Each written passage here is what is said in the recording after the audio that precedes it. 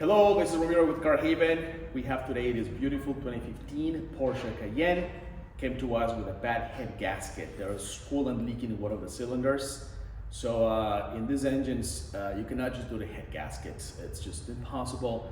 The block gets deformed and it's just never gonna work out fine. So we're going to replace the engine. So let me show you how that's done. This is the empty engine bay of the Cayenne. You can see the car right there. And you can see the connections for the transmission. This is the torque converter. We're gonna replace also the rear main seal since the engine is out. You can see all the connections for coolant, oil, etc. Okay, so we are in the middle of replacing this engine on the Porsche Cayenne. We have the old engine out. This is the new engine, the replacement engine. And this is the old one out. We are going to replace and reuse the parts that make sense.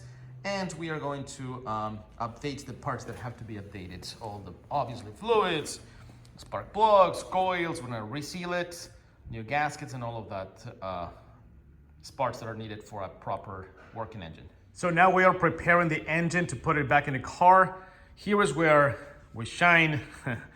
We take care of all the leaks as a preventive measure. So you can see here that the oil pan, the lower oil pan has been taken out. You can see there, this is always fun to see. The crankshaft with the bearings, the lower bearings are right there, visible.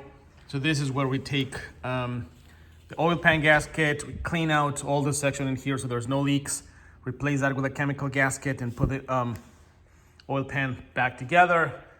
These things are always a marvel of engineering and a thing of beauty.